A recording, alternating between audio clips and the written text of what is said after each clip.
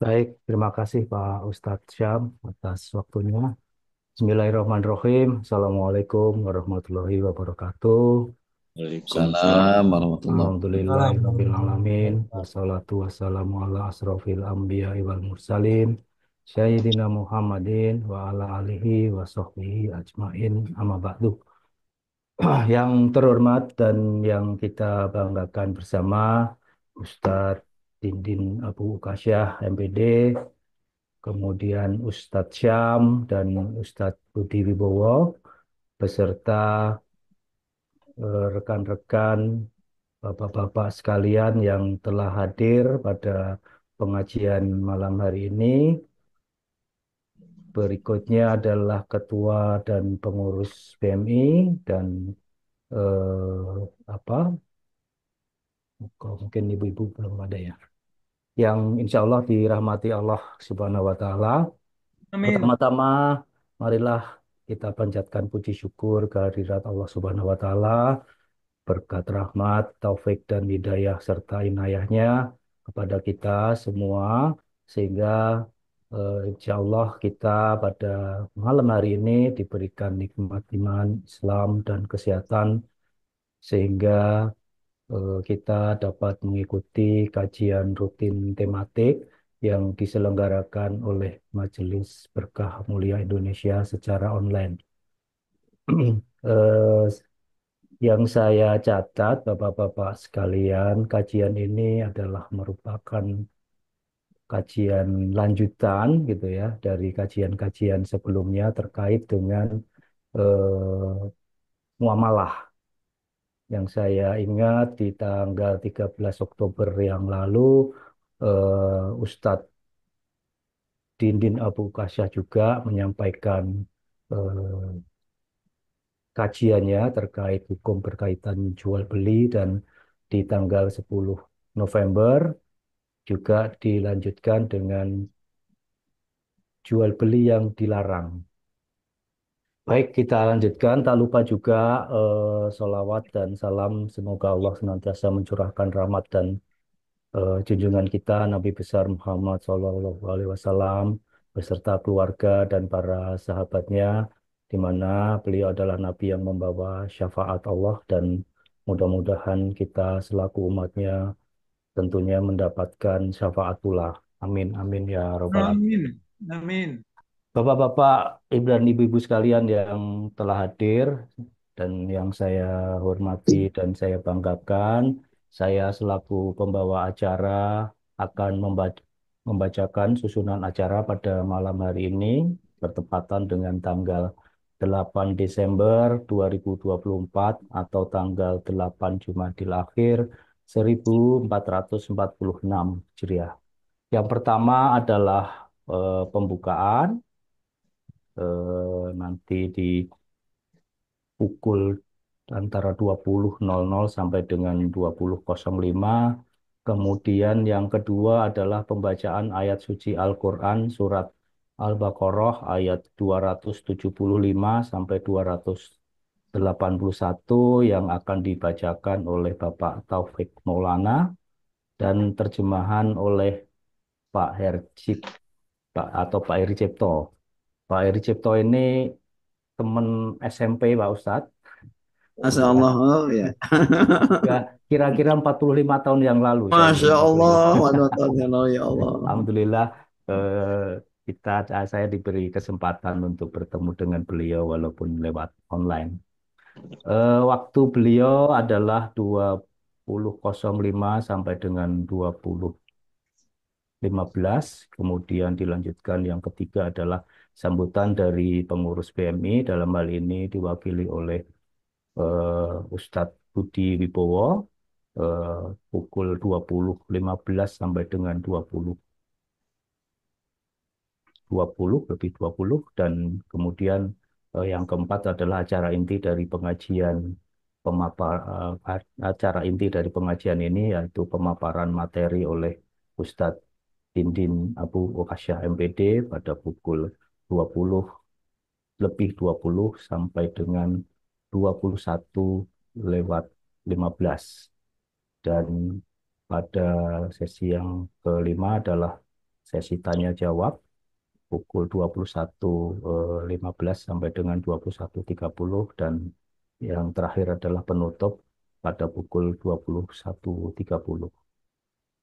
Bapak-bapak Ibu sekalian, demikian susunan acara pada pengajian Berkah Mulia Indonesia. Selanjutnya marilah kita bersama-sama membuka pengajian malam hari ini dengan membaca basmalah.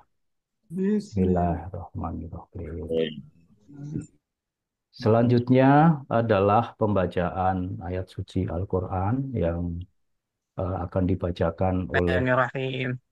Bapak Taufik Maulana dan nanti terjemahannya oleh Bapak Eri Cipto, yaitu surat Al-Baqarah ayat 275 sampai dengan 281. Kami persilahkan. Assalamualaikum warahmatullahi wabarakatuh. Waalaikumsalam warahmatullahi wabarakatuh. A'udzu billahi minasyaitonir rajim. الذين يأكلون الربا لا يقومون إلا كما يقوم الذي يتخبطه الشيطان من المس ذلك بأنهم قالوا إنما البيع مثل الربا وحل الله البيع وحرم الربا فمن جاءه موعظة من ربه فانتهى فله ما سلف وأمره إلى الله ومن عاد فأولئك أصحاب النار هم فيها خالدون يمحق الله الربا ويربي الصدقات والله لا يحب كل كفار عظيم إن الذين آمنوا وعملوا الصالحات وأقاموا الصلاة وآتوا الزكاة لهم أجرهم عند ربهم ولا خوف عليهم ولا هم يحزنون يا أيها الذين آمنوا اتقوا الله وذروا ما بقي من الربا إن كنتم مؤمنين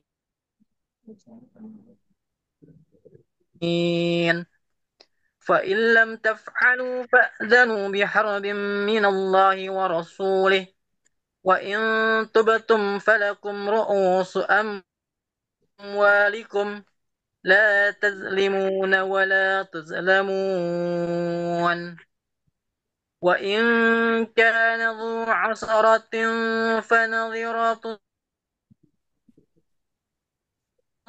إلى ميسرة وأن تصدقوا خير لكم إن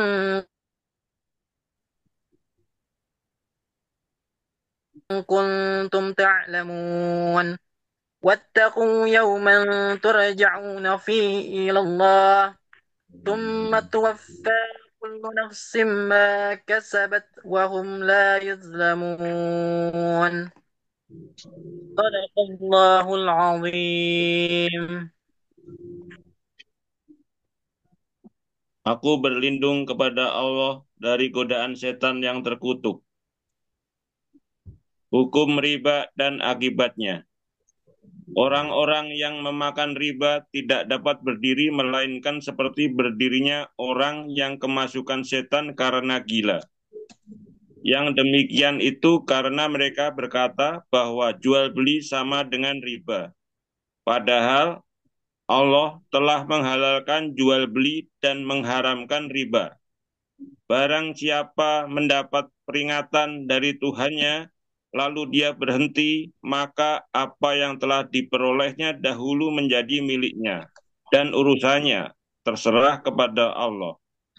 Barang siapa mengulangi, maka mereka itu penghuni neraka. Mereka kekal di dalamnya. Allah memusnahkan riba dan menyuburkan sedekah. Allah tidak menyukai setiap orang yang tetap dalam kekafiran dan bergelimang dosa. Sungguh, orang-orang yang beriman mengerjakan kebajikan, melaksanakan sholat, dan menunaikan zakat. Mereka mendapat pahala di sisi Tuhannya. Tidak ada rasa takut pada mereka dan mereka tidak berselisih hati. Wahai orang-orang yang Iya, Pak. beriman, Bersedih. bersedih hati. Wahai orang-orang yang beriman, bertakwalah kepada Allah dan tinggalkan sisa riba yang belum dipungut jika kamu orang beriman. Jika kamu tidak melaksanakannya, maka umumkanlah perang dari Allah dan Rasul-Nya. Tetapi jika kamu bertobat, maka kamu berhak atas pokok hartamu. Kamu tidak berbuat zolim, merugikan, dan tidak dizolimi, dirugikan. Dan jika orang berutang itu dalam kesulitan, maka berilah tenggang waktu sampai dia memperoleh kelapangan. Dan jika kamu menyedekahkan, itu lebih baik bagimu jika kamu mengetahui. Dan takutlah pada hari ketika kamu semua dikembalikan kepada Allah. Kemudian setiap orang diberi balasan yang sempurna sesuai dengan apa yang telah dilakukannya. Dan mereka tidak dizolimi, dirugikan. Maha benar Allah dengan segala firman-Nya. Wassalamualaikum warahmatullahi wabarakatuh.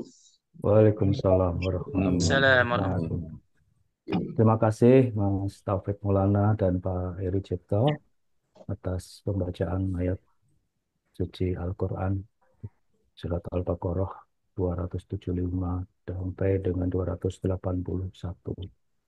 Bapak-bapak Ibu sekalian, demikian tadi pembacaan ayat suci Al-Quran dan semoga dilimpahkan rahmat dan hidayah serta amal bagi beliau yang membaca dan juga kita yang mendengarkan. Amin. Amin. Ya Rabbal Alamin. Selanjutnya adalah sambutan atau prakata dari pengurus PMI kepada Ustadz Budi Wibowo. Kami persilahkan. Terima kasih Pak Sri Saruna. Assalamualaikum warahmatullahi wabarakatuh. Waalaikumsalam warahmatullahi Wabarakatuh. Bismillahirrahmanirrahim. Innal hamdalillah nahmaduhu wa nasta'inuhu wa nastaghfiruh wa na'udzu billahi min syururi anfusina wa min sayyiati a'malina man yahdihillahu fala mudhillalah wa man yudlilhu fala hadiyalah. Asyhadu an la ilaha illallah wahdahu la syarikalah wa asyhadu anna Muhammadan abduhu wa rasuluh la nabiyya ba'dah. Allahumma shalli wa sallim wa barik ala sayyidina Muhammad wa ala alihi wa sahbihi ajmain. Amma ba'du, yang kami hormati guru kita semua Ustadz Syam, yang kami hormati Ustadz Dindin Abu Kasyah dan para asatidzah lain yang hadir di sini yang tidak kami mohon maaf tidak kami sebutkan namanya satu persatu. Bapak-bapak dan ibu-ibu peserta pengajian Berkah Mulia Indonesia. Alhamdulillah malam hari ini kita bisa bertemu kembali dan mengikuti kajian yang untuk kesekian kalinya ya. Kita sudah berapa tahun ini ya? 3 tahun lebih kalau tahun, nggak Ustaz. salah ya. 4 tahun ya. 4 tahun ya, sudah 4 tahun. Kajian ini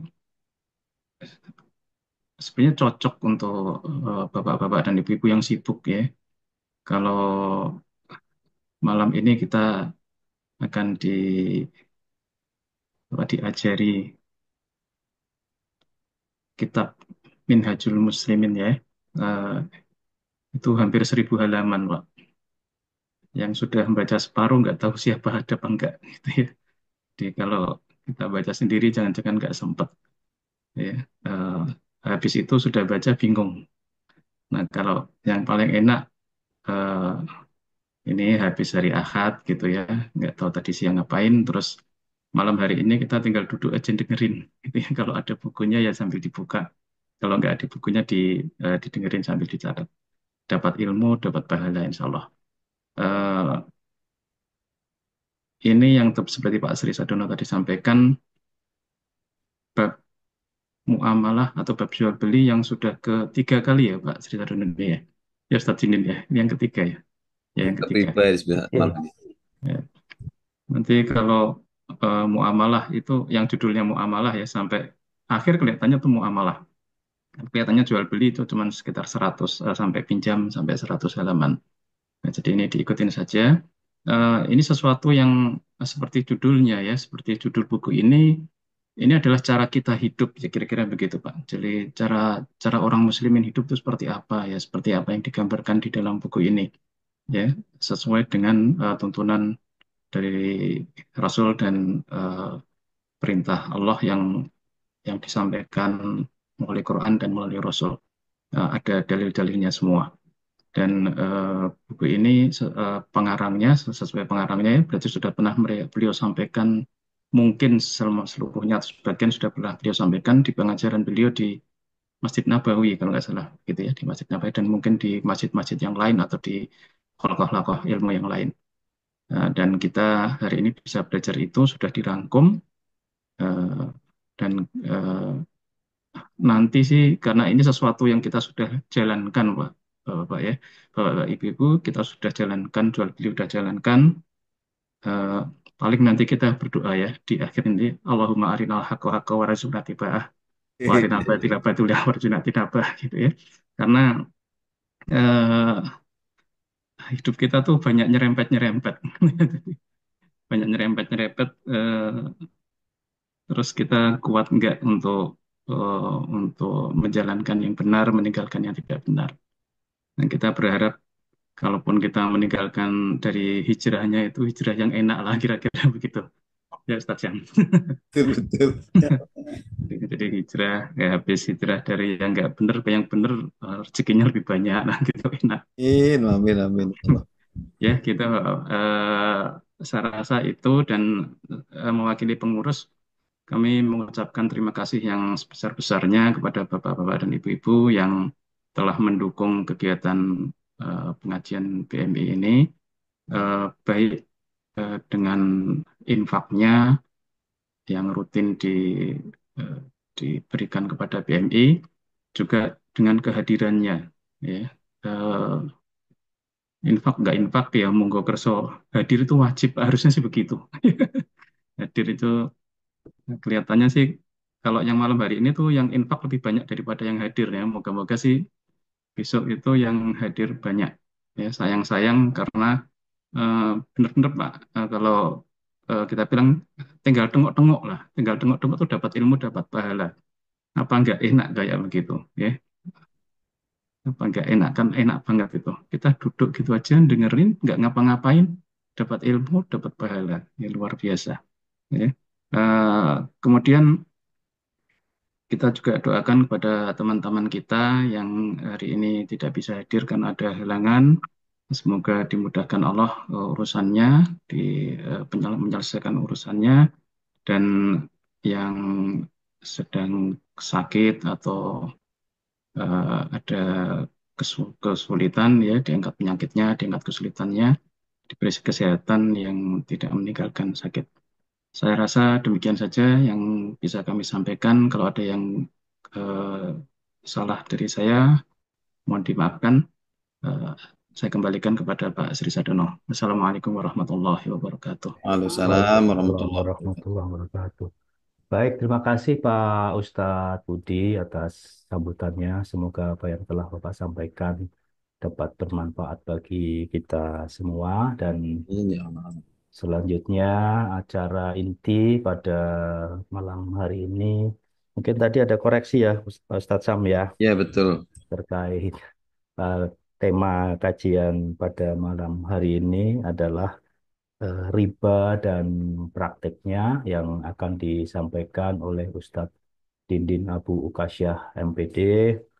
Dan mohon izin waktu Pak Ustadz pada malam hari ini sampai dengan pukul 21.15. Baik, waktu kami persilahkan Pak Ustadz. Baik, terima kasih banyak. Bismillah, Assalamualaikum warahmatullahi wabarakatuh. Waalaikumsalam. Waalaikumsalam warahmatullahi wabarakatuh. Alhamdulillahil aliyyil arfaqi wa jamil asya'i wal mufarriqi dhi ni'amil wasi'atil ghazirati wal hikmil bahiratil kathirati. Thumma salatu ma'a salamin daimi ala rasulil qarashiyil khatimi wa alihi wa sahbihi al-aghrari al-haizil maratibil fakhari amma ba'd. Faya ayul hadirun wal hadirat a'azakumullah, hadirin kaum muslimin dan muslimat, ya, jamaah berkah mulia Indonesia yang semoga senantiasa dimuliakan oleh Allah Tabaraka wa Ta'ala dan semoga senantiasa Allah jaga serta Allah lindungi. Alhamdulillah di malam hari ini dengan nikmat dan taufik dari Allah Rabbuna Azza wa Jalla kita kembali dipertemukan di Ahad malam seperti biasa, ya, dan pertemuan kita ini tentunya kita mohonkan kepada Allah Tabaraka wa Ta'ala agar dicatat olehnya sebagai pemberat timbangan kebaikan bagi kita sekalian. Sebagaimana yang tadi disampaikan oleh guru kita, Ustaz Budi, semoga duduknya kita di sini, hadirnya kita di sini, dicatat oleh Allah Rabbuna Azza wa Jalla sebagai pahala bagi kita, ya.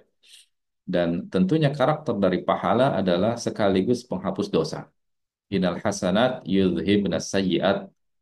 Sejatinya yang namanya hasanat, amal solih, itu yudhibnas sayyi'at. Ya, secara bersamaan dia pun akan menjadi penghapus dosa. Jadi dapat pahala plus digugurkan dosa. Allahu Akbar, ya. Tapi ayya ala rabbikum tukadziban, ya. Nikmat apa lagi yang akan kita dustakan? Hadirin kaum muslimin dan muslimat yang semoga senantiasa dimuliakan Allah Tabaraka wa Ta'ala. Sebagaimana yang diinformasikan di kesempatan kita di malam hari ini, ya, kita akan melanjutkan pembahasan dari bab muamalah dan kita sampai sekarang di pembahasan terkait dengan riba. Nah, ini perkara yang luar biasa, ya, yang begitu mengerikannya, begitu mengerikan. Semoga Allah Rabbuna Azza wa Jalla menjaga kita, keluarga kita dan juga kaum muslimin dari perkara ini. Kita mengenal keburukan sebagaimana pepatah kaum salaf mengatakan begini, Pak.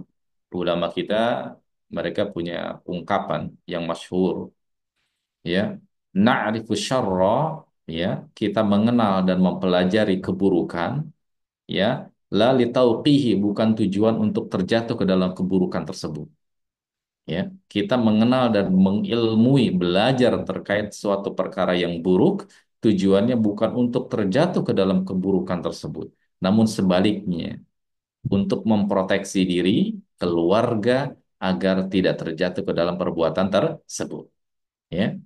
Kata mereka apa? Kaifa nattaqi bimalam nadri mada nattaqi. Bagaimana mungkin kita menjaga diri kita dari sesuatu yang kita tidak ketahui? Nah, gitu. Sulit diri kita menjaga dan melindungi, ya, dari perkara yang apa namanya yang tidak kita ketahui, ya. Kita bisa menjaga diri, melindungi diri, ya, dari perkara-perkara yang sudah jelas dan sudah kita ilmui, kan gitu. Akan keburukannya, akan madorotnya, gitu kan. Ya. Sehingga belajar dan mengenal, mengetahui terkait dengan perkara yang Allah murkai, perkara yang buruk, perkara yang masuk kategori dosa-dosa besar adalah suatu perkara yang wajib bagi kita, Pak. Makanya nasihat dari ulama kita, semisal Syekh Abdul Razak bin Abdul Muhsin Al-Badr hafizahumullah, beliau mengungkapkan begini, dan ini pernah saya sampaikan di kajian di Muqaddimah Kitab Al-Kabair, ya.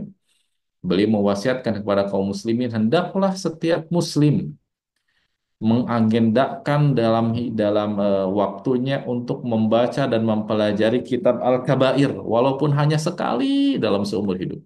Minimal tuntas tamat buku itu. Gitu. Namanya Al-Kabair, yaitu kumpulan dari dosa-dosa besar. Ya, kumpulan dari dosa-dosa. Minimal sekali seumur hidup khatam buku itu. Ya. Tujuannya apa tadi? Supaya melindungi dan menjaga diri dari perkara yang ternyata di sana perkara yang madorotnya besar, perkara yang Allah Rabbuna Azza wa Jalla murkai. Dan termasuk di antara perkara itu adalah yang akan kita bahas di malam hari. Semoga Allah memberikan kepada kita ilmu yang bermanfaat. Semoga Allah Rabbuna Azza wa Jalla memudahkan kita dalam memahami ilmu yang akan kita pelajari. Dan semoga Allah Rabbuna Azza wa Jalla menganugerahkan kepada kita taufiknya agar kita dimudahkan dan dibantu olehnya untuk mengamalkan segala hal yang menjadi konsekuensi dari ilmu tersebut. Amin. Allahumma amin. Baik hadirin kaum muslimin dan muslimat yang semoga dimuliakan Allah Tabaraka wa Ta'ala. Bahasan kita adalah terkait dengan riba. Wah, ini kalimat yang dengarnya saja udah mengerikan, riba. Apa yang dimaksud dengan riba? Ya, dan apa tentu cakupannya, hukumnya dan madaratnya seperti apa? Sebelum masuk ke arah situ, ada sebuah kaidah besar yang itu berasal dan bersumber dari hadis Nabi SAW, walaupun hadisnya dipandang oleh sebagian ahli ilmu lemah dari segi sanadnya, namun segi makna diambil dan itu benar. Yaitu di mana kaidahnya berbunyi kullu qardin jarra manfaatan fahuwa riba. Ini kaidahnya. Kalau dalam bab riba ini pondasinya, Pak. Ini pondasinya. Kullu qardin jarra manfaatan fahuwa riba. Ini kaidahnya. Setelah kita paham kaidah ini, nah kita akan tarik nanti ke sudut mana yang akan kita lihat ya kaidahnya. Kullu qardin, setiap utang piutang, setiap utang piutang, jarra manfaatan, yang mendatangkan manfaat, yang mendatangkan manfaat, fahuwa riba, itulah riba. Gitu ya. Sebelum masuk ke buku ini sedikit saya kutipkan tambahan catatan dari beberapa literasi yang lain. Kullu qardin jar manfaatan fahuwa riba. Ini kaidahnya. Setiap utang piutang yang menghadirkan manfaat, maka itu adalah riba disebutnya. Gitu ya. Dan manfaat di sini ya sifatnya umum.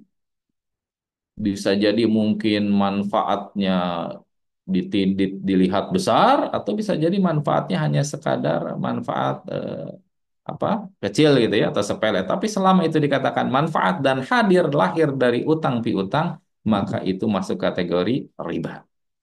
Ya. Kenapa? Karena pada dasarnya utang piutang dalam syariat kita itu min bab at-ta'awun. Bab apa? Tolong menolong. Ya. Utang piutang itu ada di dalam bab tolong menolong, membantu. Ya. Membantu. Makanya tadi di ayat yang Masya Allah dibacakan oleh ya saudara kita Pak Taufik ya, dan diterjemahkan tadi oleh Pak Heri, Masya Allah, semoga Allah memberikan pahala kepada keduanya yang telah membacakan kepada kita semuanya. Tadi disebutkan terkait dengan syariat dari Allah Taala akan perintah untuk memperhatikan dengan baik ya orang yang menghutangi kepada orang yang dihutanginya. Artinya memang ini adalah di bab utang piutang, yaitu bab apa? Ta'awun, tolong menolong, bantu membantu. Dan ta'awun adalah termasuk ibadah. Gitu ya. Tolong menolong itu ibadah. Ya, wa ta'awanu 'alal birri wat taqwa, ini ayat yang sudah dihafal oleh kita. Kita diperintahkan untuk apa? Tolong menolong, bantu membantu. Ya. Dan juga dalam hadis Nabi SAW begitu banyak Nabi memerintahkan kita untuk apa? Saling tolong menolong, bantu membantu kepada saudara kita yang membutuhkan. Yang namanya ibadah tentu tidak selayaknya kita komersilkan. Kan itu ya. Kan kita menjalankan ibadah, membantu orang. Tidak selayaknya kemudian kita mengkomersilkan perbuatan tersebut, menghadirkan kemanfaatan untuk yang memberikan bantuan. Gitu ya. Karena itu ibadah. Baik, sampai sini semoga ini pondasi awalnya sudah dipahami ya. Bahwasannya riba itu ada dalam utang piutang yang menghadirkan kemanfaatan, yang menghadirkan kemanfaatan. Saya kutipkan sedikit perkataan dari ulama kita Imam Ibnu Abdil Bar, ya rahimahullah. Beliau mengatakan begini, Pak. Wa kullu ziyadatin fi salaf aw manfaatin yantafi'u bihal muslif wa huwa riba walau kanat qabdah min alafin wa dzalika haram in kana bisyartin. Kata beliau begini, semua ziyadah tambahan dalam utang piutang yang itu menghadirkan manfaat, yang dengannya orang yang menghutangi mendapatkan manfaat, maka itu adalah riba walau kana qabduh min alaf, walaupun hanya segenggam makanan binatang, Pak. Kalau rumput hanya segenggam rumput gitu ya, hanya hanya perkara yang remeh gitu ya. Tapi di situ ada manfaat dari orang, manfaat bagi orang yang menghutangkan, dari orang yang dihutanginya. Nah, itu masuk kategori riba. Masuk kategori riba. Apalagi kalau di awal sudah disyaratkan, ada syarat ketika ijab kabul, ketika apa? Ketika akadnya. Ada syarat harus pengembalian dengan mendatangkan kemanfaatan tertentu. Nah, itu lebih jelas lagi, gitu ya. Baik. Hadirin kaum muslimin yang semoga senantiasa dimuliakan Allah tabaraka wa ta'ala. Ya, di sini saya mengatakan riba ialah tambahan, ya, tambahan pada harta tertentu. Yang dimaksud tertentu dari sini apa? Utang piutang, ya, utang piutang. Dan riba di sana disebutkan ada dua jenis, disebut dengan riba fadl dan ada riba nasi'ah. Riba fadl dan ada riba nasi'ah. Riba fadl itu ada pada sistem barter, tukar menukar, ya, melebihkan sesuatu dari kadarnya, itu namanya fadl. Ya, ada pada tukar menukar atau sistem barter, gitu ya. Sistem barter pada apa? Pada barang yang masuk kategori komoditi riba. Nah, jadi ada komoditi-komoditi riba. Ada berapa komoditi riba? Ada 6. Catat dengan baik kalau yang punya bukunya ya nanti bisa di garis bawah ya. Kalau yang nggak punya bukunya bisa dicatat. Saya beli, Ada, kenapa, Ustaz? beli. Saya beli. Oh, Masya Allah, barakallah. Ya, ada 6 komoditi riba. 6 komoditi riba. Yaitu apa? Yang pertama emas. Yang kedua perak. Yang ketiga syair. Syair itu gandum. Bur ya, bur itu gandum. Kemudian syair, itu masih sejenis gandum juga, namun yang berwarna merah. Kemudian tamer, kurma, dan yang keenam garam. Saya ulangi, emas, perak, gandum, ya, syair, syair itu sejenis gandum juga, namun beda warna, warnanya merah. Kemudian kurma dan juga milh, yaitu garam. Ini 6 komoditi riba. 6 komoditi riba yang ada padanya ketika terjadi transaksi dalam 6 perkara ini ada persyaratan yang harus diperhatikan dengan baik. Kalau tidak, jatuh pada riba. Gitu. Kalau tidak, jatuh pada riba. Ya, ini 6 komoditi riba. Riba fadl maksudnya apa? Kalau terjadi tukar menukar dari 6 komoditi barang tadi, 6 komoditi yang punya potensi bisa masuk ke dalam riba, maka ya kaidahnya harus diperhatikan dengan sama dua hal. Yang pertama kadarnya sama dan yang kedua cash atau tunai.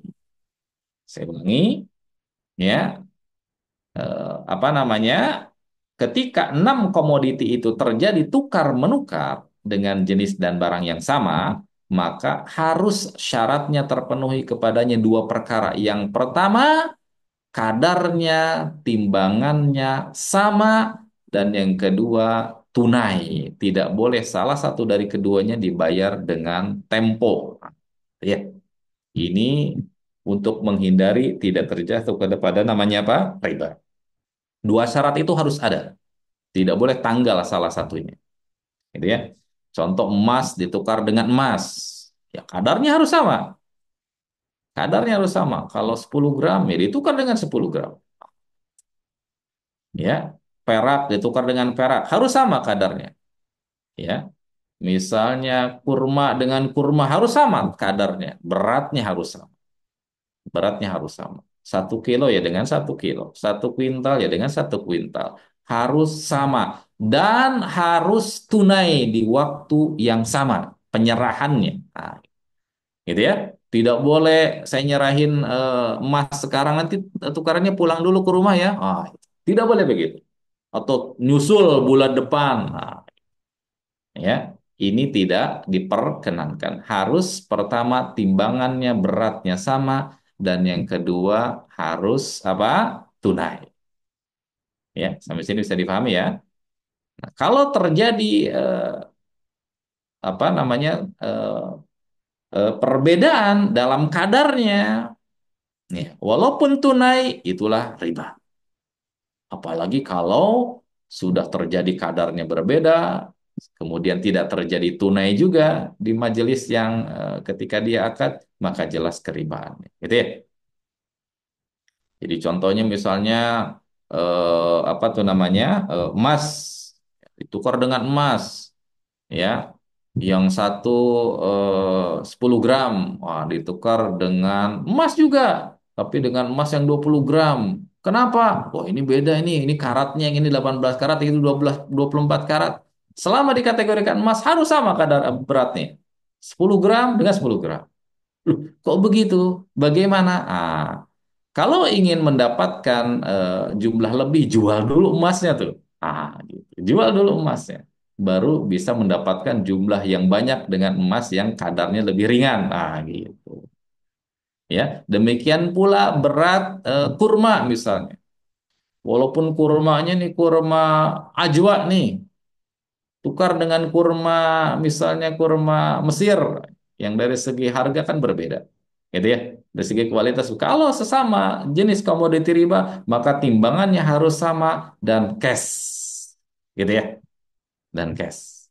Ya, tidak bisa nih, saya punya kurma ajwa nih, tukar sama punya kamu deh, kamu kan kurmanya Mesir, tapi saya 10 kilo, kamu sekintal deh ke saya, nggak bisa begitu. Kadarnya harus sama, ya. 10 kilo dengan 10 kilo, satu kintal dengan satu kintal. Lalu bagaimana kalau ingin lebih? Nah tadi, jual dulu kurmanya. Punya kurma apa nih? Ajwa nih, mahal nih. Jual dulu kurmanya, ya, dan belikan kurma yang kelasnya di bawah gitu. Itu kaidahnya. Sampai sini bisa dipahami ya. Jadi itu 6 komoditi riba yang kalau terjadi salah satu perbedaan kadarnya, maka itu masuk kategori riba fadl. Kenapa? Karena ada salah satu pihak yang dirugikan di situ. Gitu ya.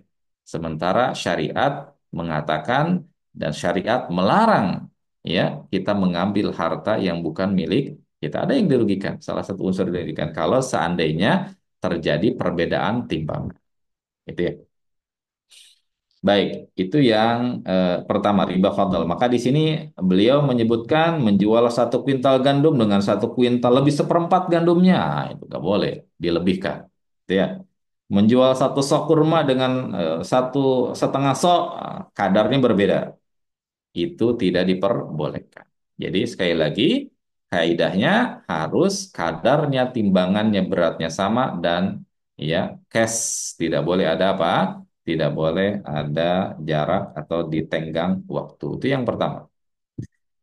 Yang kedua disebut dengan riba nasi'ah. Riba apa? Nasi'ah. Dan nasi'ah berasal dari kata atau memiliki makna artinya pengakhiran. Nasi'ah itu artinya mengakhirkan, artinya ada uluran waktu tambahan, perpanjangan waktu, disebut dengan nasi'ah namanya. Nah, riba nasi'ah sebagaimana itu yang dimaksud dalam firman Allah di surah Al-Imran ayat ke-130. A'udzu billahi minasyaitonir rajim. Ya ayyuhalladzina amanu la ta'kulur riba ad'afan mudha'afa. Wahai orang yang beriman, janganlah kamu memakan riba dengan berlipat ganda. Yang dimaksud di sini adalah riba nasi'ah. Baik. Nah, di sini beliau mengklasifikasikan riba nasi'ah. Ada 3 klasifikasi. Perhatikan yang pertama adalah yang kita kenal dengan istilah denda. Denda ya. Ya, seseorang mempunyai piutang bertempo pada orang lain. Ya, namun ketika jatuh temponya, ia berkata, kamu melunasi utangmu atau saya nambah lagi utangmu nih, ditambah lagi. Jika ia tidak dapat melunasinya, maka ia menambahnya sesuai dengan kuantitas hartanya. Jadi ada tambahan, penambahan utang. Gitu ya. Kalau sudah jatuh tempo, ternyata nggak bisa melunasi, ya ditambahin lagi. Nah, gitu ya, ditambahin lagi. Beranak pinak, wal billah. Gitu ya. Dan sistem seperti ini masuk kategori riba nasi'ah namanya. Ya, riba nasi'ah. Waliyadzubillah. Dan ini sangat banyak untuk sangat begitu mudah ya untuk di apa tuh namanya untuk di apa namanya dicari ya, dilihat. Jadi ini yang pertama.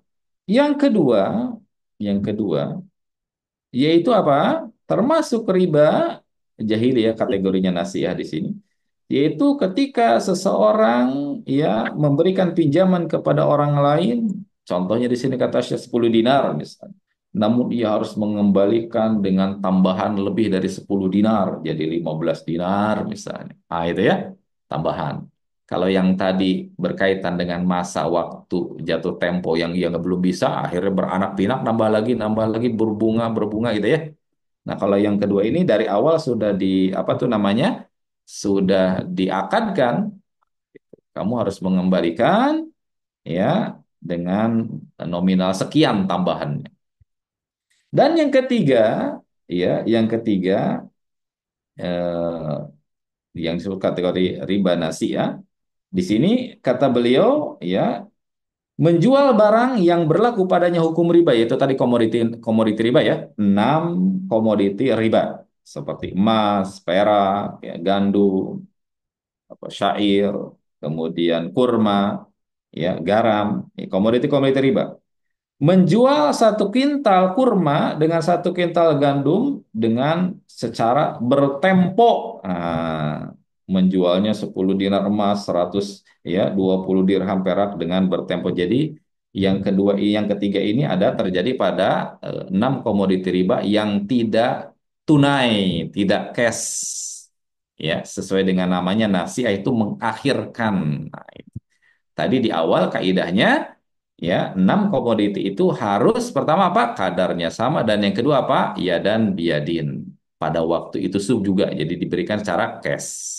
Kalau sudah bertempo maka masuk kategori riba.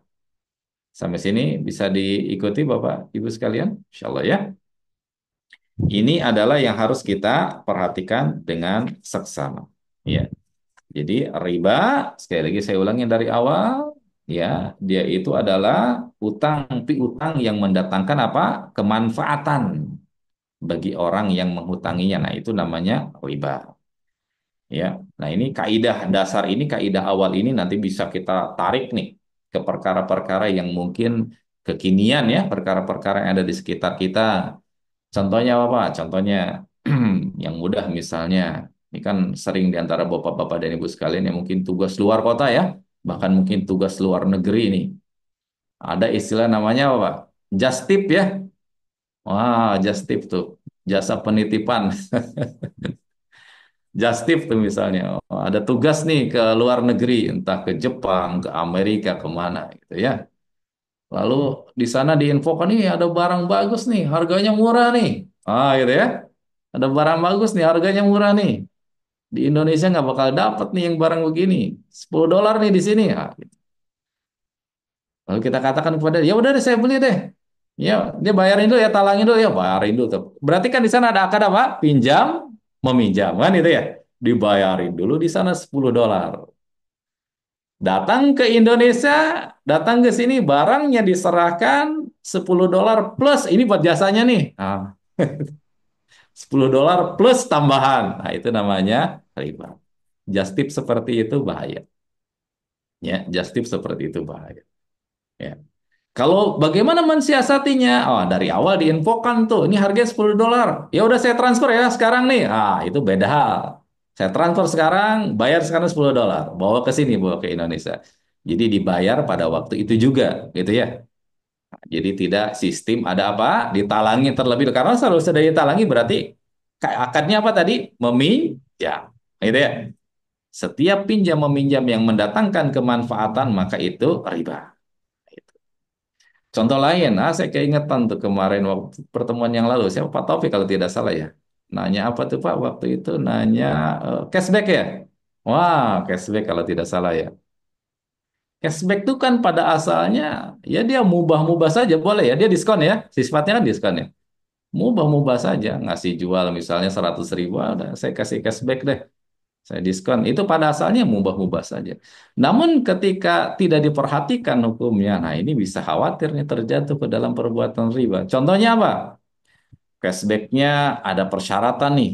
Nah, dia dapat apa tuh namanya potongan harga atau dapat cashback. Namun dengan catatan, nah dengan catatannya harus dilihat.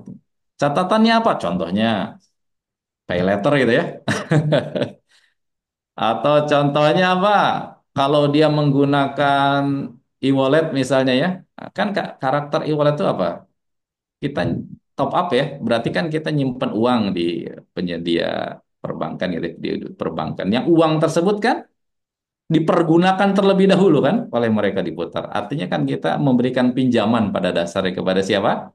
Kepada penyedia perbankan tersebut ya. Ya, memberikan pinjaman kan nasabah itu yang nitip uang atau yang nyimpan uang di bank itu kan pada dasarnya dia apa? Apa Pak? Orang yang memberikan pinjaman kepada bank kan gitu. Kemudian uang itu diputar oleh bank kan gitu. Nah, ketika seseorang menggunakan e-wallet itu, gitu, berarti dia nyimpan uang dan uangnya diputar lebih dulu kasih pinjaman. Nah, kalau bayaran pakai e-wallet itu sebagai bentuk jasanya kita diberikan apa? Diskon. Nah, itu, diberikan cashback. Nah, ini berarti ada manfaat dari pinjam meminjamnya itu ya. Nah, jadi ketika ada intinya kaidah ini bisa kita tarik dan kita bisa. Namun walaupun demikian, riba ini adalah perkara yang pelik ya, apalagi berkenaan dengan masalah kontemporer. Makanya, silakan dibuka tafsir Ibnu Katsir tadi di ayat yang tadi dibaca oleh Pak Taufik ya. Ibnu Katsir menyebutkan riba ini perkara yang pelik, yang sulit gitu ya. Karena akad itu tipis gitu ya. Akadnya itu tipis. Ya, kalau salah beda akadnya bisa bahaya. Makanya harus teliti, harus jeli gitu ya dalam masalah ini. Baik, hadirin kaum muslimin yang semoga dimuliakan Allahu tabaraka wa taala. Nah, kemudian poin yang selanjutnya yang beliau sebutkan di sini adalah hukum riba. Hukum riba. Ya Allah ya Rabbi. Berikan. Hukum riba haram sebagaimana yang sudah kita ketahui bersama. Allah Rabbuna Azza wa Jalla berfirman, wa halallahu al-bai'a wa harrama riba. Tegas tuh ayat kalimat. Allah menghalalkan jual beli dan mengharamkan apa? Riba. Allah menghalalkan jual beli dan mengharamkan riba. Allah. Ya ayyuhalladzina amanu la ta'kulu riba ad'afa mudha'afah. Wahai orang yang beriman, janganlah kamu memakan riba dengan berlipat ganda yang tadi disebut dengan riba nasiah ya. Sabda Rasulullah SAW, la'anallahu akilar riba wa mukilahu wa syahidaihi wa katibah. Ada 5 orang yang dilaknat dalam perbuatan riba ini. Ada 5 orang, yang 5 kelompok ini dilaknat dalam amalan riba. Allah melaknat orang yang akilar riba, yang memakan riba, yang orang yang mendapatkan manfaat dari utang piutang. Kemudian wa mukilahu, orang yang memberi makan riba, ya, nasabah nih, ya, apa namanya orang yang meminjami yang dapat pinjamannya, karena dia memberikan apa tuh namanya eh, apa ya? Kalau seorang yang pemilik harta itu kemudian yang meminjami tidak ada yang meminjamnya maka ia sejatinya tidak akan terjatuh ke dalam apa perbuatan riba ya gitu ya. Karena dengan dia berani akan minjam ke dia yang sudah tahu padahal itu riba gitu ya sehingga membantu dia terjatuh ke dalam perbuatan riba itu masuk kategorinya seperti itu. Kemudian 2 orang saksinya orang yang menjadi saksi di situ saksi akad riba. Kemudian penulisnya yang mencatat yang menuliskan pembukuannya. Allah. Ini 5 kelompok orang yang masuk kategori laknat, ya, dilaknat gara-gara apa? Perbuatan riba. Nasallahu alaihi wasallam. Semoga menjaga dan melindungi kita serta keluarga kita dan kaum muslimin dari perkara tersebut. Dirhamun riban ya'kuluhur rajul wa huwa ya'lamu asyaddu min sittin wa thalathina zanyatan. Allah.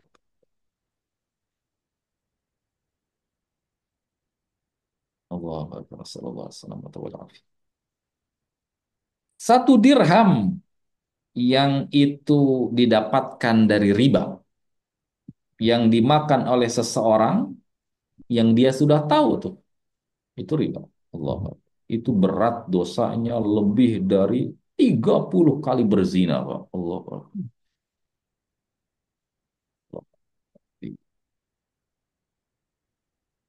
Nasallallahu alaihi wasallam. Selanjutnya, ar-riba salasatun wa sab'una baban. Riba itu memiliki 73 pintu. Ada 73 level, berjenjang, berderajat. Aisaruha yang paling ringannya dari dosa riba itu apa, Pak? Ayyan kihar rajul ummah. Allah. Allah. Dosanya itu setara dengan dosa seorang anak menzinahi ibunya, Pak.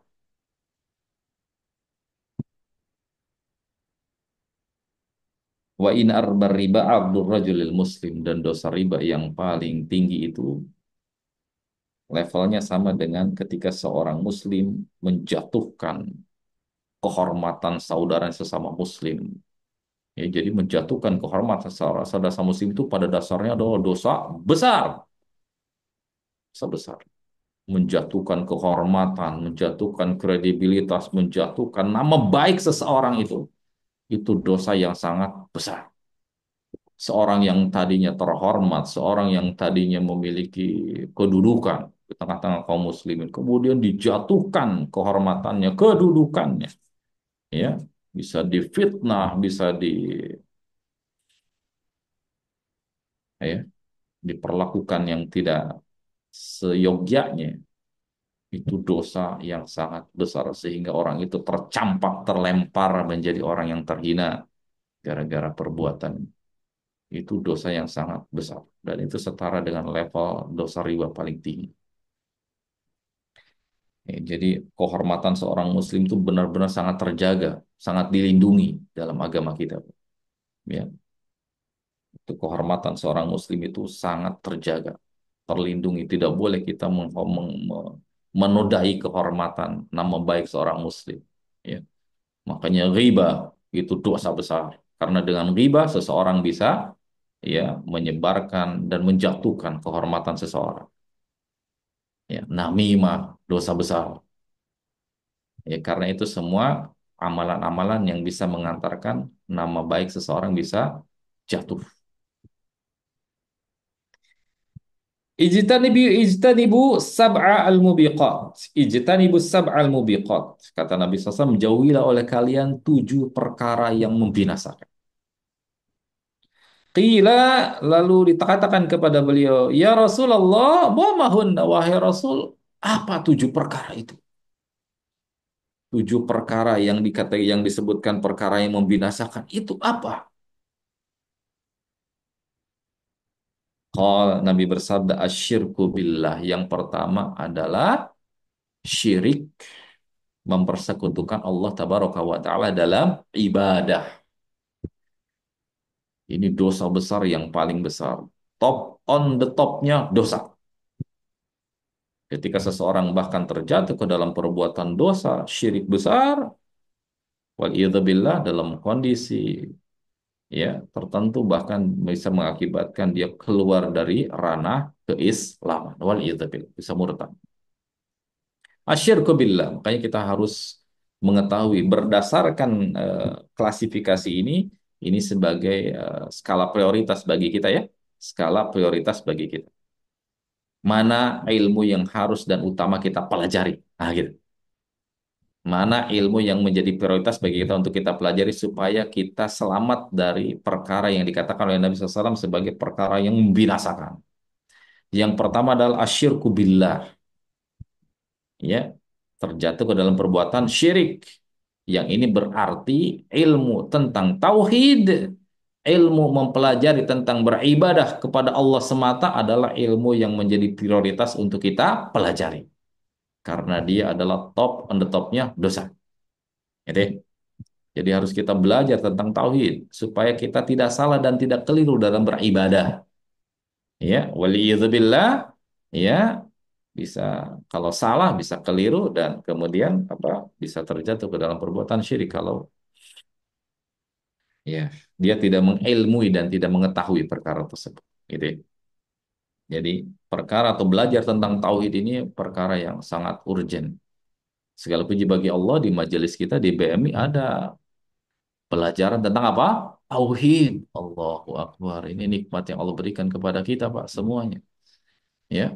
Di BMI ini, Masya Allah, Alhamdulillah, semoga Allah memberikan ya rahmat kepada setiap yang menyokong ya dan kemudian menjadi founder dan kemudian yang apa namanya mendatangkan kemanfaatan untuk kita semua lewat BMI. Allah memberikan balasan yang berlipat ganda. Amin Allahumma amin. Ini yang pertama. Dan yang kedua, yang masuk kategori dosa besar yang membinasakan adalah sihir. Sihir, ya. Sihir ini bisa masuk contoh diantaranya kalau dalam surah Al-Baqarah 100 ya, 102 itu menyebutkan apa?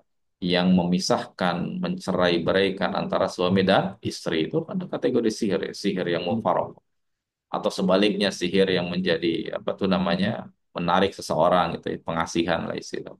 Sihir bekerja sama kontrak dengan apa? Syaitan. Dan itu masuk kategori syirik ya. Masuk kategori syirik. Sihir. Wa qatlun nafsil lati harramallahu illa bil haq. Dosa besar yang ketiga yang membinasakan adalah membunuh jiwa. Membunuh. Membunuh ini dosa besar yang sangat besar. Ya. Ini harus kita apa ketahui dengan dan waliyadzubillah yang menjadi masalah termasuk di antara tanda-tanda akhir zaman itu apa? Banyaknya pembunuhan ya, termasuk tanda akhir zaman itu banyaknya pembunuhan dan kita bisa dengan mudah kalau zaman dulu sekolah kita ada tugas clipping ya, mengumpulkan berita. Kalau clippingnya pembunuhan lah sangat gampang tuh.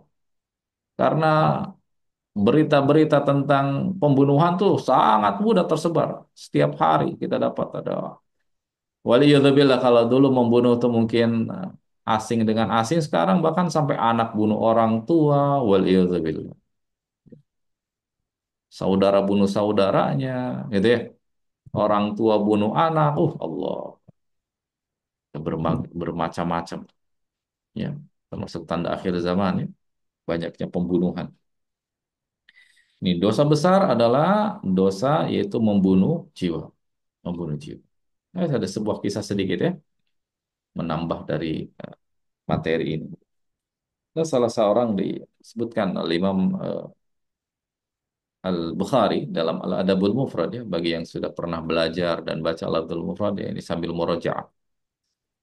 Imam Al-Bukhari membawakan sebuah riwayat terkait dengan ada seseorang yang bertanya kepada salah seorang dari sahabat Nabi Sallallahu Alaihi Wasallam, di mana ia mengatakan ia pernah terjatuh ke dalam perbuatan dosa besar yaitu membunuh.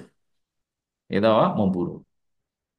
Jadi kisahnya dia itu tertarik kepada seorang wanita, ya, dia meminang wanita tersebut dan ternyata ditolak cintanya, dari terima pinangannya. Lalu kemudian ada lelaki lain datang meminang perempuan itu dan ternyata diterima. Wah, waduh, marahlah dia, cemburulah, emosilah dia, tidak terkendali dirinya. Kemudian dibunuhlah si wanita itu oleh orang tersebut. Namun setelah membunuh dia baru ngeh dan dia tersadar akan dosa besarnya itu. Ia pun mengatakan, ya, ingin bertaubat ingin bertaubat dari dosa besarnya tersebut. Dan ketika ditanya, ya, apakah masih ada pintu taubat buat saya? Apakah masih ada pintu taubat buat saya karena saya udah jatuh dalam perbuatan dosa besar? Lalu orang yang bertanya ini malah balik ditanya. Apa pertanyaannya? Ummuka hayyah? Apakah kamu masih punya ibu? Masih punya ibu nggak? Kata orang tersebut, iya, saya nggak punya ibu, ibu saya sudah meninggal. Lalu kata sahabat yang ditanya itu, sahabat Nabi yang ditanya itu, idzan taqarrab ilallah. Kalau begitu, ya udah, Beribadahlah kamu kepada Allah semaksimal yang bisa kamu lakukan. Gitu ya. Yang menjadi menarik pertanyaannya adalah kenapa ia kok menanyain ibunya masih hidup atau tidak, padahal dia ingin mengatakan masih ada pintu taubat gak buat saya, kan gitu. Lalu ketika diklarifikasi apa pertanyaannya, maksud dari pertanyaan tersebut, sahabat yang mulia itu menjawab, wallahi innil a'lamu amalan aqrabu ilallahi azza wa jalla min birril walidah. Demi Allah, kata sahabat tersebut, saya tidak tahu lagi ada amalan apa yang paling bisa mengantarkan seseorang dekat kepada Allah sedekat-dekatnya melebihi amalan berbakti kepada ibu. Karena kan orang ini telah terjatuh ke dalam perbuatan dosa yang sangat besar. Logikanya, dosa yang besar itu ya harus digugurkan oleh amalan yang besar juga kan gitu ya. Logikanya kan gitu. Sebagaimana ayat tadi di awal disebutkan innal hasanat yudhibna sayyiat. Amalan baik itu pada dasarnya karakternya menggugurkan dosa kan gitu. Sementara kan dosanya gede nih. Kalau diibaratkan gunung segede gunung lah dosanya. Karena ngebunuh orang. Berarti harus ada gunung yang lebih gede untuk menutupi gunungnya kan gitu. Dan amalan tersebut adalah berbakti kepada ibu. Berbakti kepada ibu. Yang dengannya bisa diharapkan dosanya berguguran. Tadi digugurkan, dihapus. Ini sedikit tambahan terkait dengan hadis ini. Kemudian yang selanjutnya, kata Nabi SAW, yang masuk kategori 7 perkara yang membinasakan adalah aklur riba. Ini masuk kategori bahasan kita. Ini syahidnya. Aklur riba. Yaitu memakan harta riba. Berikutnya, wa aklu malil yatim. Memakan harta anak yatim.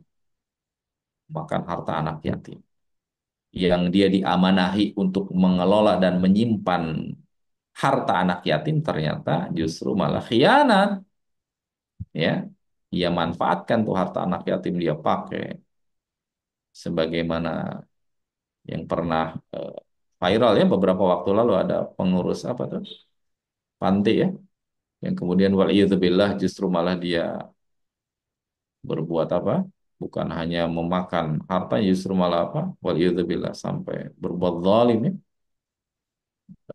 apa tuh namanya, ya tidak layak untuk diucapkan perbuatan ya terhadap anak-anak ya. Waliyadzubillah, ini udah Allahu Akbar, udah mengerikan. Kemudian watawali yaumaz zahaf. Ya, dosa besar berikutnya yang dikategorikan membinasakan kata Nabi Shallallahu Alaihi Wasallam adalah lari kabur dari medan perang ketika sudah berhadapan dengan musuh itu kabur. Ya, ini kisah ini bisa kita dapatkan contohnya di kisah perang Uhud, contohnya sih antaranya masyhur nih. Salah satu perang yang besar, perang yang terjadi pasca perang apa? Badar ya, 1 tahun percis setelah perang Badar di bulan Syawal. Kalau Badar itu di bulan Ramadan, ini di perang Badar 1 tahun di tahun ketiga Hijriah. Eh, Awal mulanya kaum muslimin ini berjumlah 1.300 ya awalnya. Namun 300 orangnya itu balik kanan di bawah komando siapa? Abdullah bin Ubay bin Salul, di Gembosi itu. Mentalnya akhirnya balik kanan, balik ke Madinah. Nah, ini berhadapan sama musuh. Kemudian apa? Yang berikutnya kata Nabi SAW, wa qadful muhsanat al-mu'minat al-ghafirat. Dosa besar yang ketujuh yang membinasakan kata Nabi adalah membunuh perempuan yang baik-baik, al-muhsanat, yang menjaga dirinya, al-mu'minat, yang beriman, al-ghafilat. Al-ghafilat itu ya maknanya jangankan berbuat dosa, kepikiran berbuat dosa pun enggak lah gitu. Jangankan berbuat dosa, jangankan berbuat konteksnya di sini zina gitu ya, selingkuh, jangankan berbuat selingkuh, kepikiran selingkuh pun enggak, nah gitu. Nah, perempuan yang seperti itu, yang menjaga diri, perempuan beriman, perempuan yang sama sekali nggak kepikiran untuk berbuat zina, dituduh dengan tuduhan yang keji, itu tuduhan berzina. Semisal kisahnya siapa? Ummul Mukminin Ibunda Aisyah radhiyallahu anha ya, yang bisa kita lihat di kisah ini di Asbabun Nuzulnya surah apa? An-Nur ya. Nah, silakan buka tafsir surah An-Nur ya, menjadi sebab turunnya surah An-Nur adalah kisah difitnahnya Ibunda Aisyah radhiyallahu anha wa ardhaha ya, berbuat zina, berbuat tidak senonoh dengan sahabat Nabi Sofwan bin Mu'attal ya. Ini silakan dirujuk ke dalam tafsir. Ini adalah 7 perkara yang disebutkan oleh Nabi SAW sebagai perkara dosa besar yang membinasakan. Dan syahidnya adalah disebutkan di hadis tersebut, satu di antaranya adalah riba. Dosa besar yang membinasakan di situ adalah riba. Ya. Dan tentunya hadirin kaum muslimin yang semoga dimuliakan Allah Tabaraka wa Ta'ala, ya, terlebih sebagaimana tadi disebutkan oleh guru kita Ustaz Budi, bahwasannya hidup kita di akhir zaman itu ya waliyadzubillah ya, kadang nyerempet-nyerempet atau mungkin apa itu? Ya mepet-mepet lah gitu ya dengan perkara seperti ini. Maka kalau kita tidak mendasari diri kita dengan ilmu pengetahuan tentang masalah ini, waliyadzubillah, khawatirnya malah justru malah terjatuh ke dalam perbuatan tersebut. Makanya niscaya kita harus berilmu atau mengetahui tentang perkara tersebut. Walaupun ini adalah perkara yang pelik ya, namun segala puji bagi Allah, kita sudah berada di zaman yang penuh dengan kemudahan. Kita tidak usah berpikir pusing-pusing karena sudah ada para ulama yang sudah memikirkan itu ya. Kita tinggal menikmati suguhan mereka, kita tinggal menikmati hasil apa, jerih payah mereka dalam memeras ya dari Al-Quran dan Sunnah. Sudah tersaji di hadapan kita buku-bukunya, karya-karya, termasuk diantaranya buku yang ada di hadapan hadirnya Mas kalian ya, Minhajul Muslim, yang di sana terpapar apa namanya eh, terakan tentang masalah pembahasan riba ini. Oke. Baik, wallahu taala alam bisawab. Masih ada waktu Bapak? Masih ada waktu ya? Nah, sekarang masih ada Masih waktu. Pak Ustadz, masih. Masih ya, barakallahu fikum. Masih Selanjutnya poin 8 menit. berikutnya di sini beliau membawakan terkait dengan masalah hikmah ya. Pak saat ini ada 3 pertanyaan nanti biar terjawab semuanya. Ustaz. Oh iya, Cukup sekian dulu. banyak pertanyaannya. Baik. Ya, sebelumnya saya mohon maaf kalau bisa saya jawab, kalau tidak mohon maaf.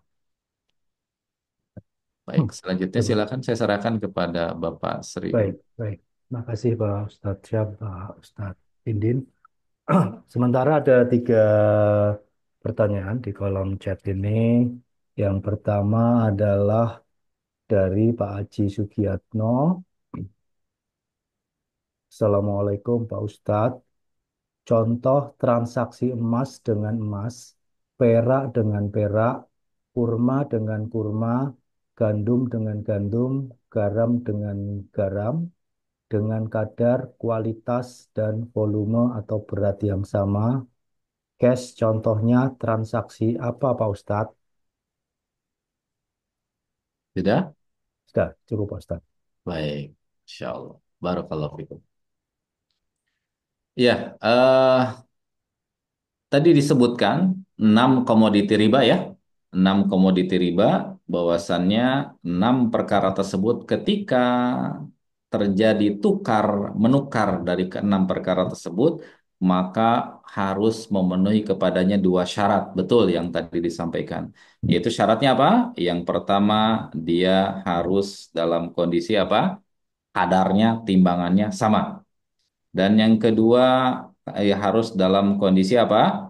Kondisi cash, tunai di satu majelis yang sama, tidak ada perselisihan waktu atau tidak ada tempo. Gitu ya.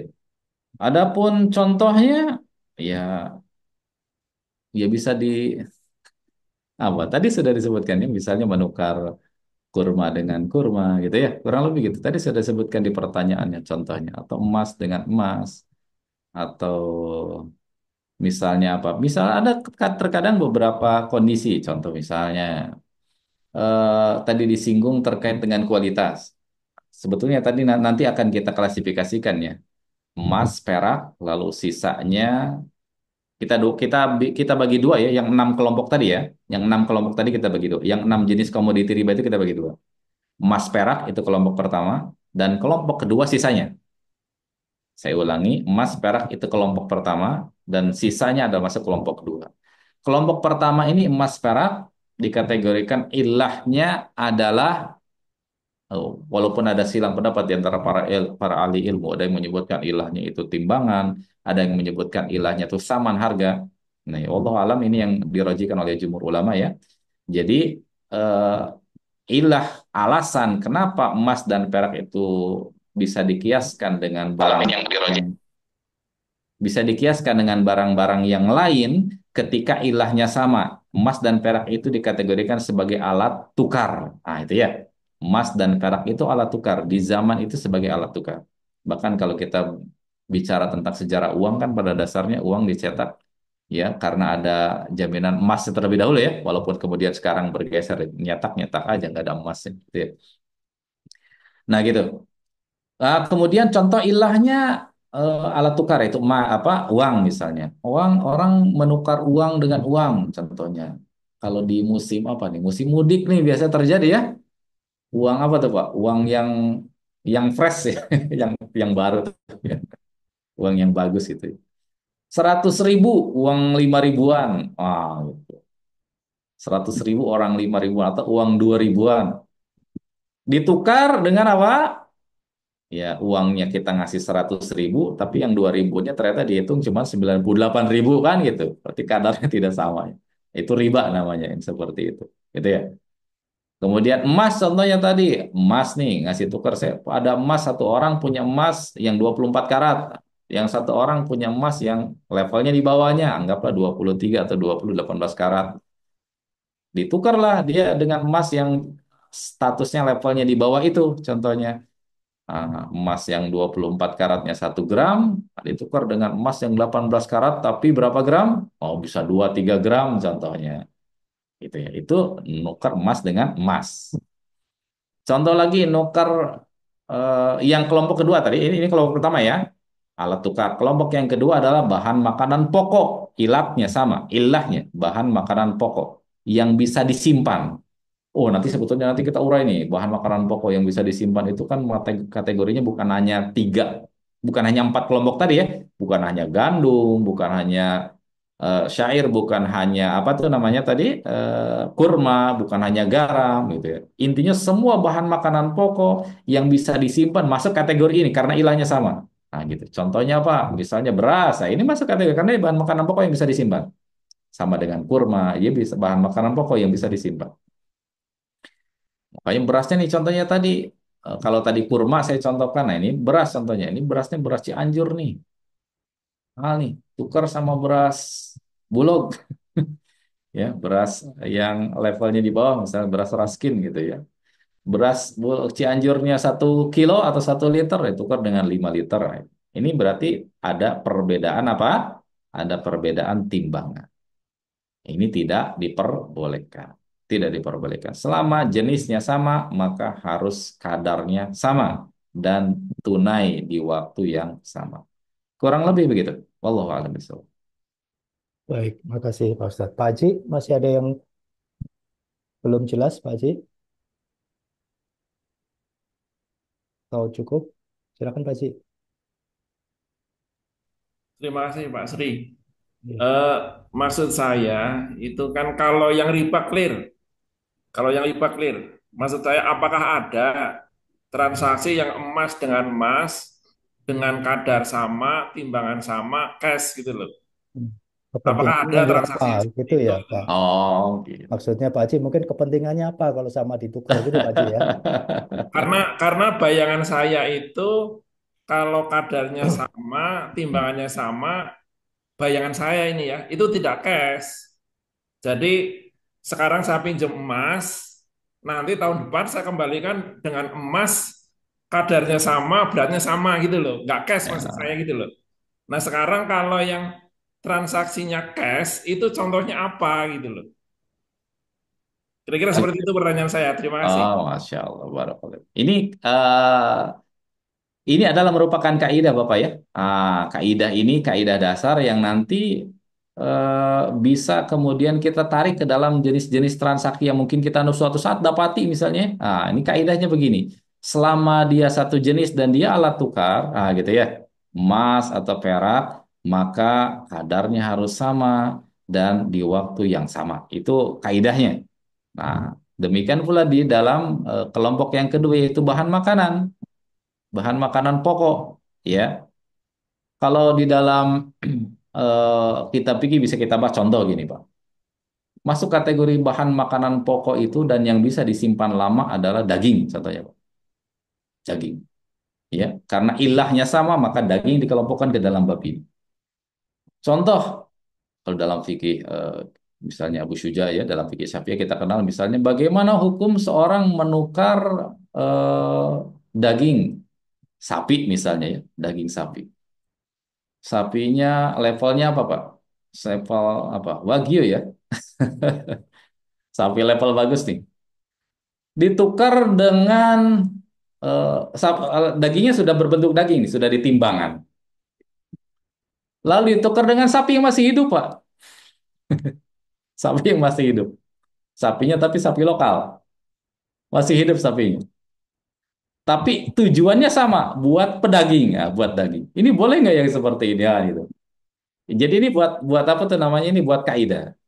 Ya, selama apa tuh namanya kadarnya sama, selama ketika tidak ada persamaan kadarnya, ya maka itu tidak diperbolehkan. Gitu. Jadi ketika ini kaidah yang kita bahas di sini di awal kaidah. Nanti tinggal ditarik ke dalam contoh kasus ya. Mungkin suatu saat, kalau sekarang mungkin belum terpikir nih, suatu saat menemukan nih, kaidah ini bisa menjadi pondasi. Kaidah ini bisa menjadi fondasi. Oh, ternyata kasusnya begini ya. Oh, kaidahnya ternyata begini. Berarti nggak boleh nih ya. Kalau tidak terpenuhi kepadanya. Seperti contoh kasus seperti contoh tadi kasusnya. Nah, bagaimana kalau kemudian kembali ke daging tadi ya. Kalau dagingnya ditukar dengan apa tuh namanya? Dengan binatang bukan sapi ini contohnya. Atau mau ditukar dengan sapi juga, tapi sapinya ini bukan buat pedaging nih, karena yang satu barangnya daging nih. Saya tukar sapi, yang satu bukan bukan buat pedaging, tapi buat apa? Kalau di kampung buat pekerja ya, buat apa tuh? Buat pekerja yang narik apa tuh? Bisa naik gerobak atau buat bekerja di sawah.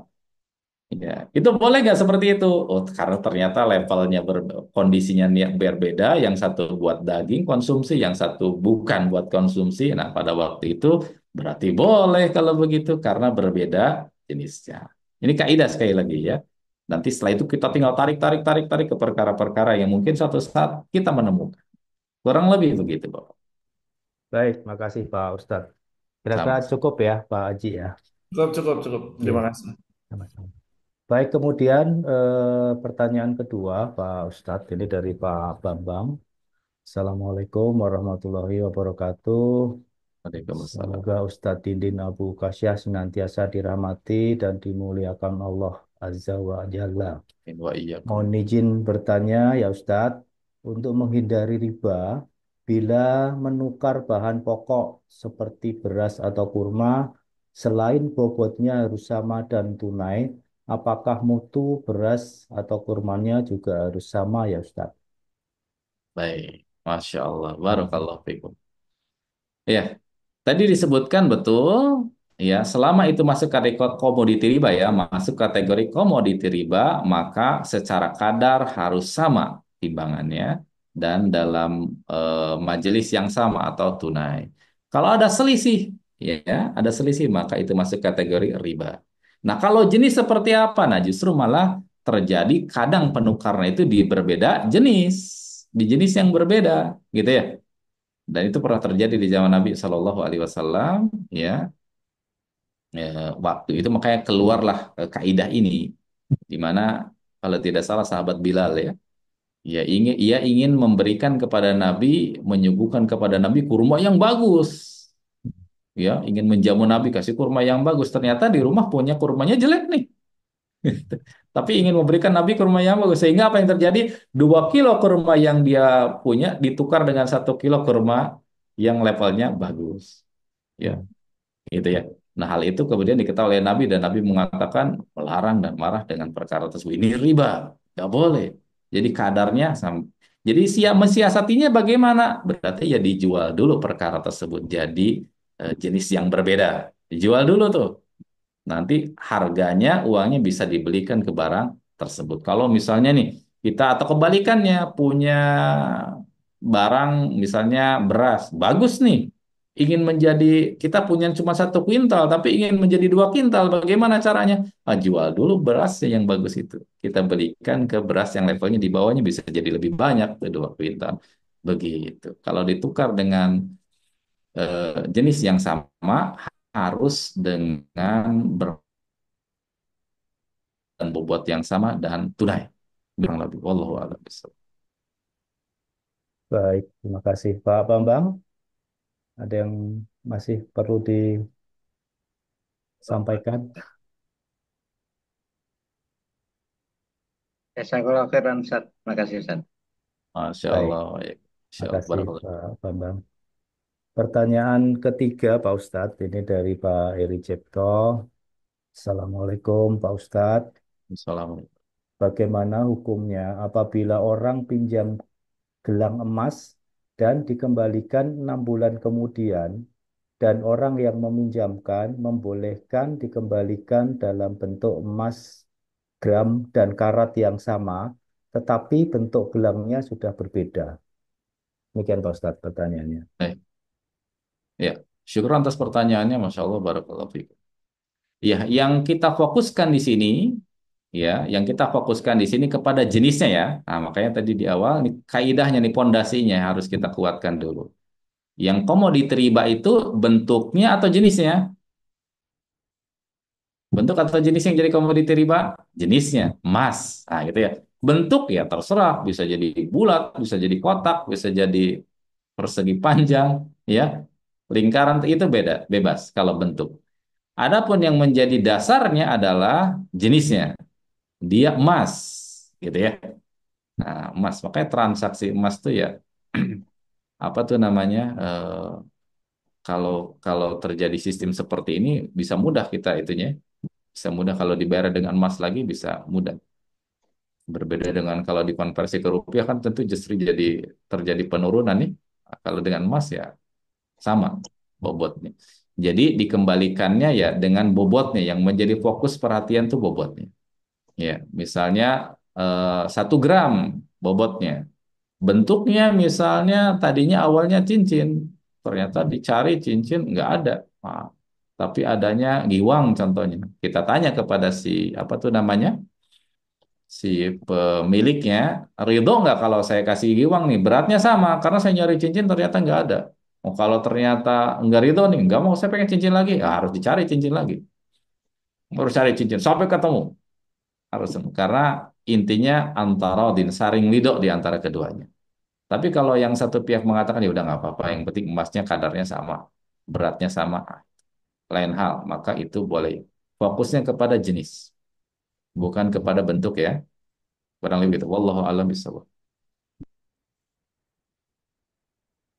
Baik, terima kasih Pak Ustadz. Pak Eri, cukup silakan. Walaupun nilainya beda ya Pak Ustadz, dalam 6 bulan itu kan nilai emasnya pasti beda ya, Iya. nilai rupiahnya.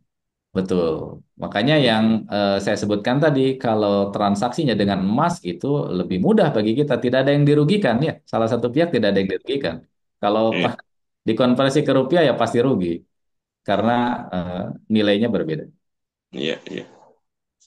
Ya, terima kasih Pak Ustadz. Sama-sama, sama-sama. Baik, terima kasih Pak Eri.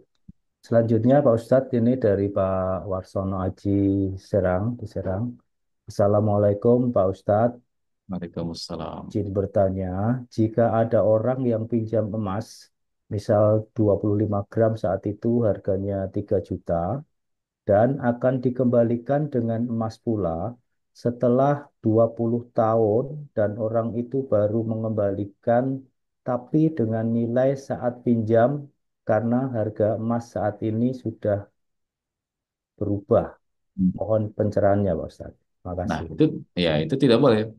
Tidak diperbolehkan. Karena harus dengan kadar yang sama. Tidak diperbolehkan.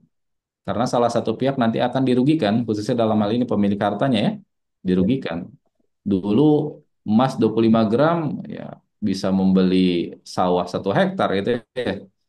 Kemudian Betul. kalau dikonversikan ke rupiah harganya sekarang 25 gram cuma dapat sawah sepetak kecil lah gitu. Itu kan jadi dirugikan jelas. Ada salah satu pihak yang dirugikan dan itu tidak dibenarkan. Jadi kalau memang sebelumnya dalam bentuk emas pinjamannya maka dikembalikan dalam bentuk emas. Kurang Dengan, lebih gitu. dengan Kalau berat dan kualitas yang sama ya Pak Ustadz ya. iya, kalau emasnya 24 gram maka ya dengan 24 gram. Emasnya 99 maka kembalikan dengan emas 99.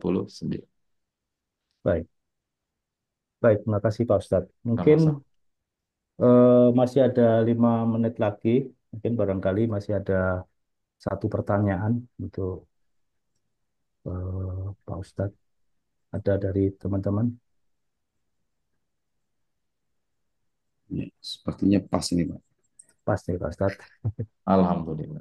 Baik, terima kasih Pak Ustadz atas pencerahan, atas penjelasannya yang disampaikan dan telah disampaikan kepada kita semua. Semoga menjadi ilmu yang bermanfaat dan tentunya menambah rasa cinta dan takwa kita Ini kepada ya Allah ini. Allah Subhanahu wa Ta'ala.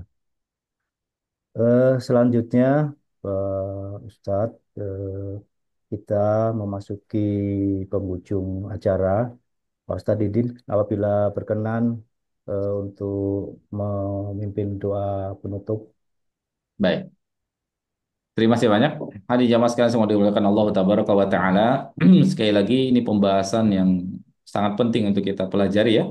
Sangat penting untuk kita ilmui sebagai dasar karena memang ya, ya masalah muamalah ini adalah masalah yang ya sangat apa namanya dekat dengan kehidupan kita ya. Oh sedikit contoh tadi yang sempat ditanyakan emas dengan emas ya. Saya keingetan kisah di kampung saya dulu. Ada seseorang yang pulang dari haji dengan membawa emas dari Arab ya. Ada orang yang tertarik dengan emas Arab karena emas Arab jauh lebih berkualitas. Ditukar dengan emas lokal dengan harga dengan jumlah bobot yang lebih berbeda gitu ya. Nah, ini keingetan tuh kisah itu. Ya, emas Arab itu lebih baik. Nah, gitu ya. Ini sedikit tambahan. Baik, semoga Allah Tabaraka wa Ta'ala menjadikan pertemuan kita sebagai pemberat timbangan baikan kebaikan bagi kita sekalian dan semoga hadirnya kita datangnya ke sini mendatangkan kemanfaatan bagi kita ya. Kita mendapatkan ilmu dan kemudian kita dimudahkan oleh Allah untuk mengamalkan ilmu tersebut. Dan semoga Allah Rabbuna Azza wa Jalla menjaga serta melindungi kita semuanya ya, menjaga melindungi kita, keluarga kita dan kaum muslimin untuk tidak terjatuh ke dalam perkara-perkara yang Allah Rabbuna Azza wa Jalla benci dan larang. Dan semoga Allah Rabbuna Azza wa Jalla menetapkan kita semuanya, keluarga kita dan kaum muslimin senantiasa berada di atas jalannya yang lurus, jalan yang ditempuh oleh para nabi dan rasul, jalan ditempuh oleh para sahabat, ya radhiyallahu anhum ajma'in sampai akhir hayat kita, sehingga tidaklah kita meninggalkan dunia yang fana ini yang sebentar ini kecuali kita berada di atas jalan tersebut. Ya, apa yang saya sampaikan dan itu berupa kebenaran murni dari Allah Tabaraka wa Ta'ala, adapun khilaf serta kekurangannya dari kalaman saya pribadi dan juga dari syaitan, saya mohon ampun kepada Allah dan berlepas diri dari perkara tersebut. Wassallallahu ala nabiyina Muhammadin wa ala alihi washabihi wasallam. Subhanakallahumma wa bihamdik asyhadu an la ilaha illa anta astaghfiruka wa atubu ilaik. Assalamualaikum warahmatullahi wabarakatuh. Waalaikumsalam warahmatullahi Waalaikumsalam wabarakatuh. Baik, terima warahmatullahi kasih Pak Ustadz Waalaikumsalam. Dinding. Semoga Allah mengabulkan doa-doa yang telah Ya, Ustadz panjatkan. ya. Baik, di akhir penghujung acara pengajian PM ini, izinkan saya selaku pembawa acara menutup acara ini dan insya Allah kita dapat bertemu kembali sepekan mendatang dan tak lupa saya memohon maaf jika dalam memandu pelaksanaan acara pengajian ini terdapat kesalahan atau ucapan yang kurang berkenan di hati Bapak Ibu sekalian. Kita tutup dengan membaca hamdalah, alhamdulillahirabbil alamin. Alhamdulillahirabbil alamin. Penutup kafaratul majelis, subhanakallahumma wa bihamdika, أشهد asyhadu أن لا an la ilaha illa anta, Astaghfiruka wa atubu ilaik. Wabillahi taufiq wal hidayah. Wassalamualaikum warahmatullahi wabarakatuh. Salam sehat, Waalaikumsalam warahmatullahi semangat, dan wabarakatuh. salam berkah mulia Indonesia. Terima kasih sekali lagi Pak Ustadz Indit, Pak Ustadz Syam, Pak Ustadz Budi. Terima kasih dan rekan-rekan semua atas kehadirannya. Terima kasih. Terima kasih Mas Ri, Masya Allah, Terima kasih. Barakallah.